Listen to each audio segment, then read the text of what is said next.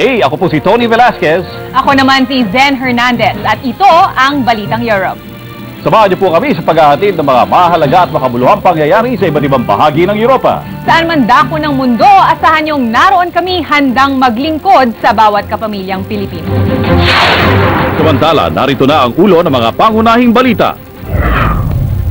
Filipino community sa Roma umaksyon para tulungan ang mga nasalanta ng baha sa Metro Manila at maraming bahagi ng Luzon. Pasahe sa pampublikong sasakyan sa Roma tumaas, mga Pinoy tumaing.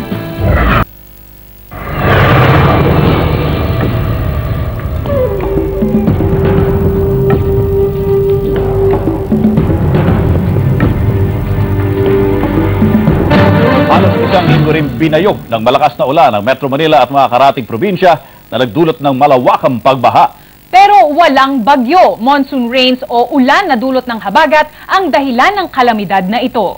Labis namang nag-alala ang mga Pinoy sa Roma kaya agad sila umaksyon para magpaabot ng tulong sa mga kaanak at kababayang nasalanta. May report si Jocelyn Ruiz. Nararamdaman ko talaga. Lubhang nag-aalala ang 64 anyos na si Aling Elena nang mabalitaan na matinding pagbaha sa buong Metro Manila at kalapit ng mga probinsya. Magdamag niyang sinubukang kontakin ang kaanak. Ako ay nag-aalaala dahil ang bahay namin ay nasa Quezon City. At kagabi tinatawagan ko ang pamangkin ko pero hindi ko na-contact hanggang madaling araw na palagi kong tinatawagan. Kaya tumutok siya sa balita sa TV Patrol.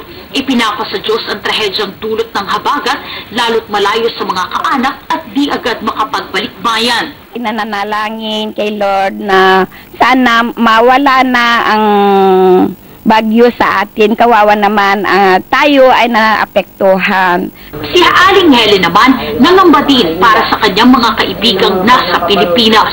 Sa Manila, yung mga barkada ko doon nung tatrabaho ko sa Manila, aking tineksan, kinukumusta ko, pero hindi lang silang sagutan. Kaya hindi ko alam kung sila inabot ng baha o paano.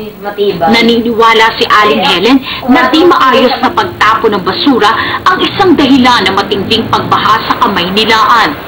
Gawa ng basura, unang-una yan. Yung mga plastic, wala naman sa ating basurahan tulad dito na lagyan ng mga basura na may ilalagay, may tapunan, sa atin wala.